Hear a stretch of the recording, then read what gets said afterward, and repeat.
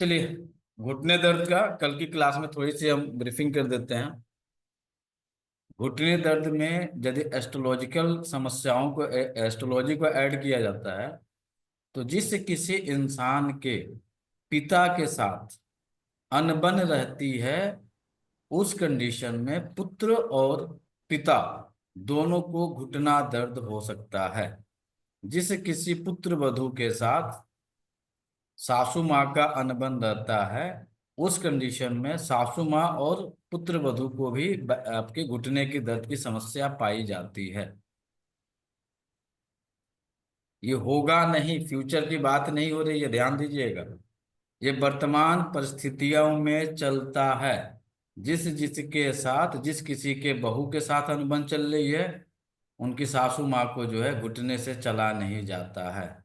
घुटने में कटकट की आवाज, पटपट की आवाज, घुटने में सूजन, घुटने में दर्द, चलने में दर्द, ये समस्याएं एक आम पाई जाती हैं। जिस किसी पिता पुत्र में वैचारिक मतभेद हो या जिस भी किसी भी तरह का उनके बीच में मतभेद की स्थिति बनती है, उस कंडीशन में पिता को जो है घुटने दर्द की समस्या पाई जाती है।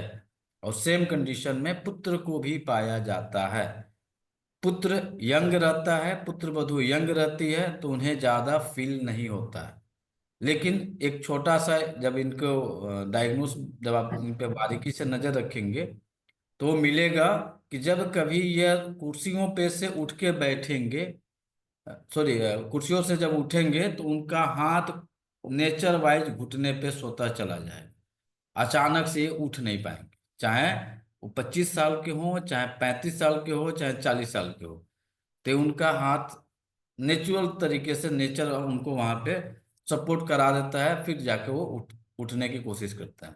कारण ये रहता है, यदि आप जो लोग हीलर होंगे तो आपके पाम के सेंट्रल एरिया में, बीचों बीच एरिया में, यहाँ पे क्राउन चक्रा होता है। हथेली के बीचों बीच भाग में सूर्य ग्रह का स्थान होता है, बीचों बीच भाग में जहाँ से एनर्जी फ्लो होती है। और इस एनर्जी को जब आप वहां पे टच करते हैं तो आसानी से उठ जाते हैं। यह अनुभव की चीजें हैं। थ्योरेटिकल जब जाइएगा तो कुछ नहीं मिलेगा। अब देखिएगा, यदि आपका हाथ खुद ही जा रहा है तो कहीं ना कहीं से ये बॉडी एनालिसिस में जब आप जाएंगे तो किसी भी इंसान यदि कोई घुटने पे हाथ रख के उठ रहा है तो उसके संबंध जो है उसके पिता, उसकी सासू माँ से अच्छे संबंध नहीं है, चाहे मेल हो या फीमेल हो, चाहे 30 साल के हो चाहे 40 साल के हो। और पिता को जो है घुटने से रिलेटेड समस्याएं पाई जाती हैं। यदि आपको इससे बचना है तो बहुत सिंपल उपाय है। अपने पिता से यदि कोई भी वैचारिक रिश्ते में अनबन बनी हुई है, चाहे फाइनेंस को लेके, चाहे व्यापार को लेके, चाहे पैसे को लेके, अक्सर जो पिता पुत्र में अनबन होती है, मेन मतलब पैसा रहता है। अधिकतर 90% पैसा रहता है, 10% अदर मैटर होता है। तो चाहे पैसे का मैटर हो, चाहे कोई भी अन्य कारण से यदि पिता के साथ कोई असंतुलन बना हुआ है, उसको संतुलित कर लीजिए। जो पिता है वो भी अपने पुत्र के साथ जो है टेबल टॉक करिए कि बेटा हमसे ये गलती हुई या तुमसे ये गलती हुई, इसको जो है सुधार लो, आगे के हम लोग अच्छे से रहे, अच्छे रिश्ते हम लोग के बने रहें। पुत्र बहू के साथ भी वही कंडीशन अप्लाई होगा। यदि पुत्र बहू आती है आपके घर में, आपकी ना लाइफ स्टाइल के बारे में जानती है, ना आपके शरीर के बारे में कोई जानती है, ना आपके रहन सहन के बारे में जानती है, और यदि आपने कहीं पे भी टोन मारा, कुछ भी इस तरह की एक्टिविटी किए, और उसके मन मस्तिष्क में कुछ भी अनबन की स्थिति बनेगी, तो वह आपके घुटने की दर्द देगी। जितना उसके मस्तिष्क से वाइब्रेशन निकलेगा उतना ही आपको दर्द की स्थिति बनेगी। तो जितनी सासू माँ बन चुकी हैं लोग, क्या करिएगा, अपने बहू से डिस्कशन कर लीजिए। देखिए बेटा, हमसे यदि कुछ तुम्हारा हम हमारे चलते कुछ तकलीफ पहुंची हो तो माफ करो। बाकी आगे से जो है ऐसी कुछ घटना घटित ना हो, मिलजुल के हम लोग काम कर लेते हैं। चाहे घर का काम हो, चाहे अदर कोई भी हो, खुल के बात करिए, दूसरे तीसरे से मत बात करिए। अधिकतर होता क्या है, जितनी सास होती हैं, बहू में अनबन जो होती है वो पड़ोसी से, किसी रिश्तेदार से, किसी मौसी से, किसी बुआ से, थर्ड पर्सन को ये लोग बोलती हैं। प्रैक्टिकल लाइफ है, जाके वाच कर लिए, चाहे हमारी माँ हो चाहे किसी की भी माँ हो। वो डायरेक्ट बहू को नहीं बोलेंगे, वो अपनी बहन से बोलेंगे या अपने पड़ोसी से बोलेंगे, मेरी बहू ऐसे कर रही है, मेरी बहू का जो है, बहू ने हमारे बेटे को अपने बस में कर लिया है।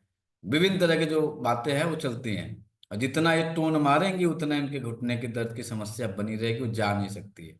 तो जितनी लोग सासू माँ बन चुकी हैं, अपने बहू को आराम से बैठ के इत्मीनान से समझा दीजिए कि देख बेटा, हमसे यदि कुछ गलती हो गई है तो माफ करो, यदि तुमको जो चाहिए खुल के बताओ, हमको जो चाहिए हम खुल के तुमसे बात करते हैं। तो आप विश्वास नहीं करिएगा, आज आप करना शुरू करिए। एक महीना आते आते नेचुरल हीलिंग आपके घुटने का 50% हो जाएगा। अब बाकी जो 50% बचेगा उसके लिए आपको ट्रीटमेंट कराना पड़ेगा। चाहे आप एलोपैथ में जाके ट्रीटमेंट कराएं, आयुर्वेदा में कराएं, होम्योपैथ में कराएं, फिजियोथेरेपी कराएं, एक्यूप्रेशर कराएं। बाकी 50% के लिए ये आप सोचिए कि बिना ट्रीटमेंट कराए हम वो भी ठीक हो जाएगा, तो इम्पॉसिबल है। वो 50% के लिए आपको किसी न किसी पद्धति में जाके आपको ट्रीटमेंट कराना पड़ेगा। अब आता है अगला मैटर। अब आपको घुटने की जब दर्द होती है, एक तो हो गया एस्ट्रोलॉजिकल प्रॉब्लम, सेकंड हो गया आपके वास्तु में जब ऊर्जा असंतुलित होती है तब भी आपके घुटने की समस्या पाई जाती है। मैटर क्या आएगा कि वास्तु में ऐसा क्या हो गया भैया? तो वास्तु में जो वास्तु पुरुष है उन्हें उल्टा लेटाया गया। एक इमेज शेयर कर रहे हैं, इसे समझने की कोशिश करिएगा। वास्तु पुरुष का जो सिर है वह नॉर्थ ईस्ट डायरेक्शन में है, पैर जो है वो आपके साउथ वेस्ट डायरेक्शन में है। जो इनके दोनों घुटने आते हैं, एक आता है आपके रोग के पद पे, दूसरा आता है अग्नि के पद।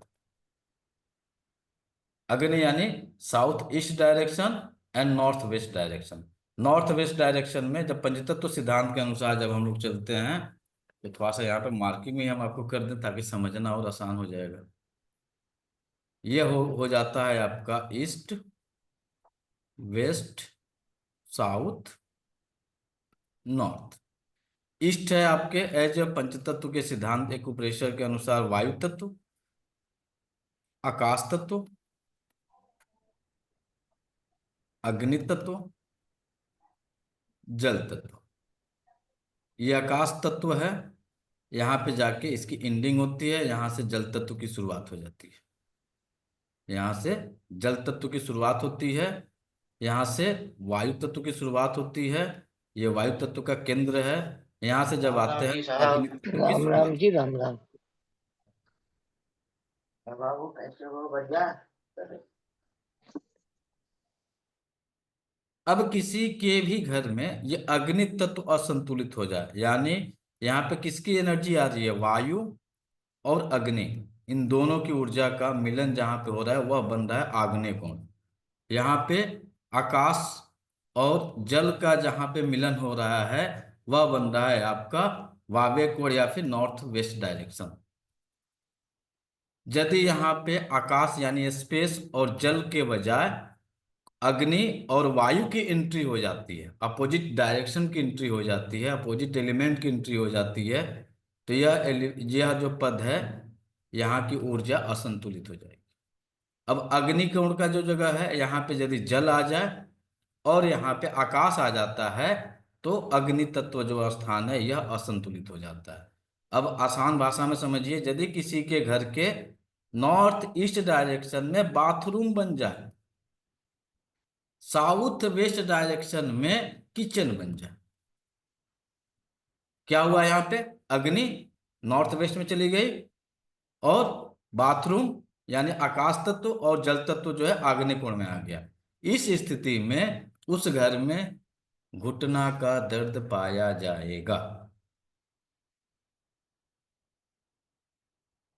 किसको पाया जाएगा? मैटर आएगा कि किसको पाया जाएगा। तो टीसीएम के अनुसार 11 साल से लेके 30 साल का जो समय होता है वह समय होता है अग्नि का। दूसरा, 0 से लेके 10 साल का जो समय होता है वह होता है वायु का। यानी 0 से 30 साल के बीच में यदि कोई इंसान है इस घर में,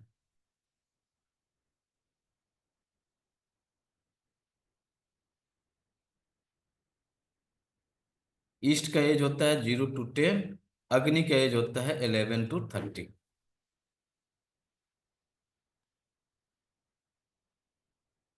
यदि यहाँ पे आग्नेय कोण में अग्नि उपलब्ध है, तो इस एज में यहां से लेके यहां तक के जो लोग होंगे, उन्हें कोई भी समस्या नहीं पाई जाएगी, खासकर घुटने से रिलेटेड, अग्नि तत्व से रिलेटेड।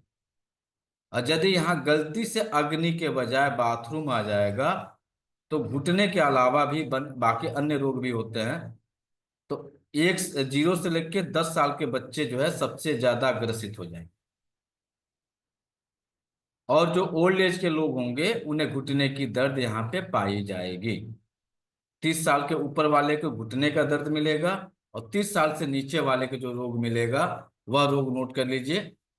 बच्चों को निमोनिया होता है, जिसके जिसके घर में बच्चे को निमोनिया है, चेक कर लीजिए, north east south east direction में बाथरूम या फिर पानी तत्व बढ़ा हुआ है। बार बार खांसी होती है, अस्थमा होता है, बच्चे को बार बार हॉस्पिटलाइज करना पड़ता है, बच्चे का वजन कंटिन्यू बढ़ना शुरू हो जाता है, कब्ज की शिकायत हो जाती है। साउथ ईस्ट डायरेक्शन में जल तत्व की वृद्धि हो गई है, अग्नि तत्व की घटोत्तरी हो गई।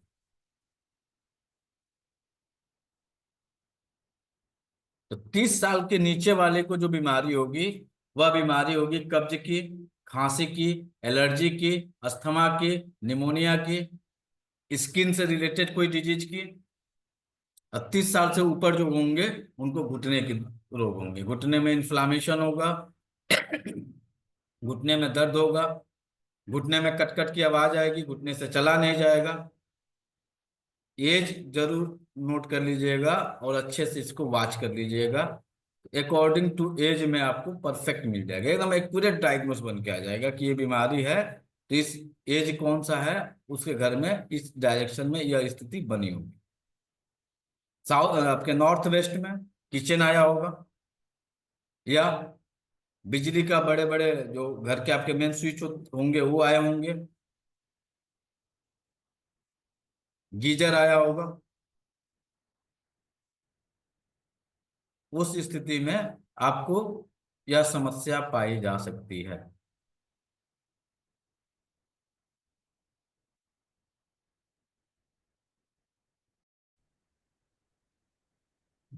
यदि आपने इसकी रेमेडी निकाल दिए अर्थ एलिमेंट साउथ ऐड कर ईस्ट देंगे वहां डायरेक्शन पे। का, तो आप समझ जाइए कि पूरा कंप्लीट वास्तु आसानी से चुटकी बजा कर डालिए, बहुत टफ नहीं है। अर्थ एलिमेंट बढ़ा देंगे वहां पे आग को बंद करने के लिए। अब आप लोग खुद इसकी रेमेडी तैयार करिए। यहाँ पे गया क्या है, साउथ ईस्ट डायरेक्शन में आकाश तत्व गया है, जो कि जाके क्या हो रहा है, डिस्ट्रॉयड हो रहा है, जल तत्व गया। किसके पास गया है, अग्नि प्लस वायु के पास। अग्नि और वायु मिलती है तो क्या होती है, यहाँ पे प्रचंड अग्नि बनती है। प्रचंड अग्नि के पास जल गया है, प्रचंड अग्नि के पास आकाश गया है, मेटल गया हुआ है। मेटल आग में जाते ही गलेगा, जल आग में जाते ही भाप बन के निकल जाएगा। अब हमें इस ऊर्जा को संतुलित करना है, एकदम रिलैक्स होके शांति पूर्वक जो है, एक कॉपी निकालिए, चार्ट बनाइए, चार्ट के सारे डिस्ट्रक्शन आपको दिख रहे हैं। इसके अनुसार यदि आप एक बना लेंगे तो बाकी आपके लिए पूरा कंप्लीट वास्तु आप आसानी से कर लीजिएगा।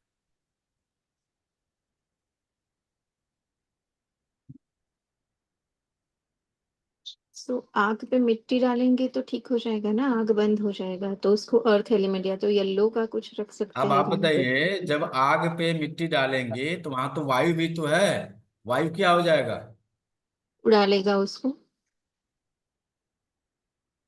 नहीं। अब आप सपोज मानिए, घर किसका है, ये एरिया किसका है,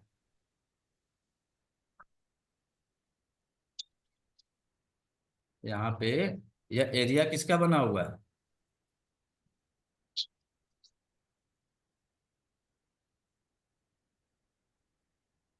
यह जो क्षेत्र है वह क्षेत्र किसका है, यहाँ पे वायु है और यहाँ पे अग्नि है। I did 7 bottles in the morning. यह पूरा एरिया किसका है, वायु फैन लगी नहीं है? प्लस अग्नि का। अब वायु Bottles प्लस का अग्नि नुकसान में किस तरह से ऊर्जा बैलेंस होगी,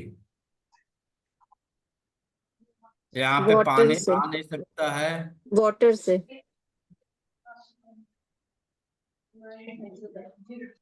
रिलैक्स होकर सोचिए, एक रेमेडी आपने यदि निकाल लिया तो आपके लिए बहुत सरल हो जाए। कॉपी पेन निकालिए, थोड़ा सा मंथन करिए। तो बैलेंस क्या, हाँ, क्वेश्चन नहीं समझ में आया मुझे। विनीता मैडम, सॉल्व करिए इस क्वेश्चन को, जिसमें क्या करिएगा, यहाँ की ऊर्जा कैसे बल संतुलित होगी।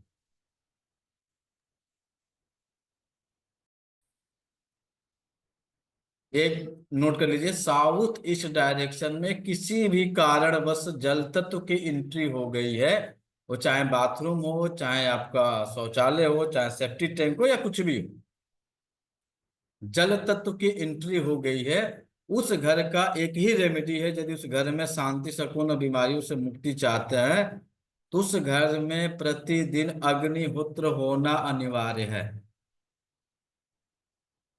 बाकी आप पेंटिंग करिए, बल्ब लगाइए, जो करना है करिए, अग्निहोत्र होना अनिवार्य है उस घर में।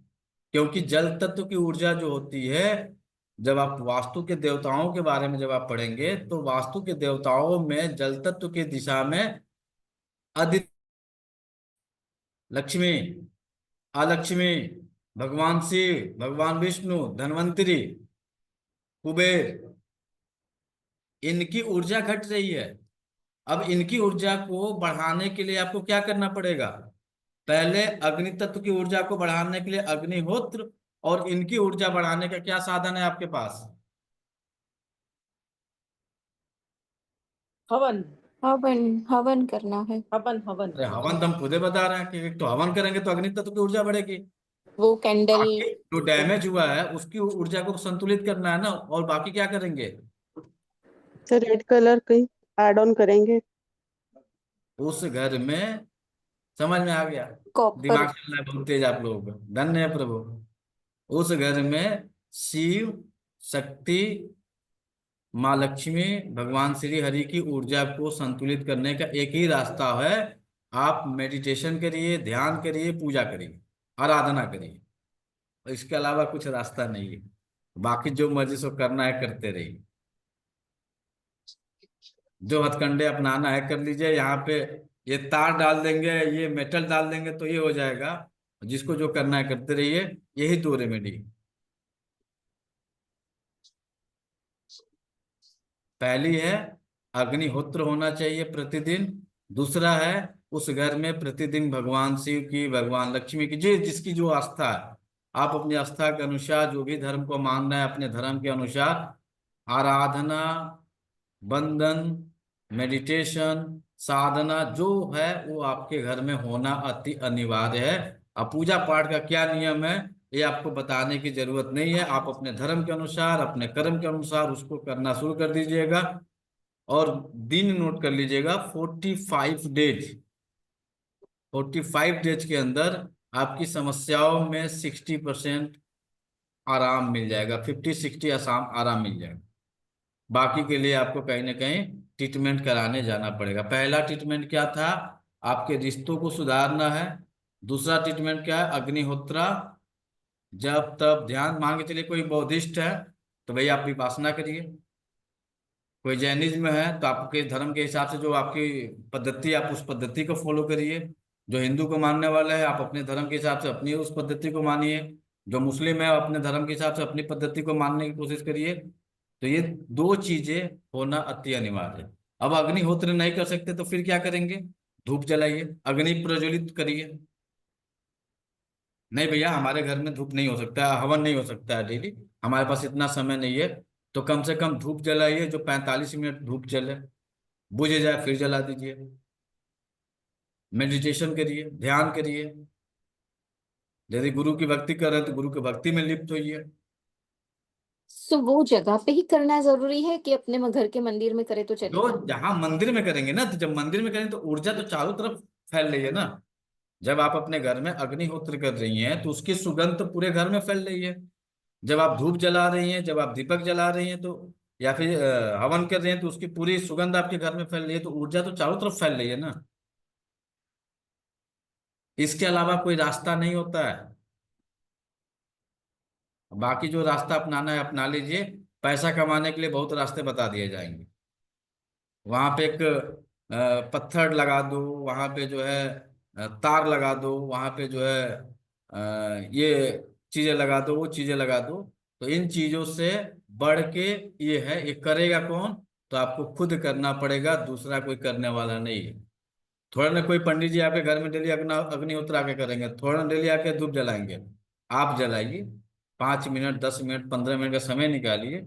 आप खुद इसको करिएगा, खुद इसका रिजल्ट पाइएगा, दूसरा रिजल्ट नहीं पाएगा। यहाँ तक कहीं किसी को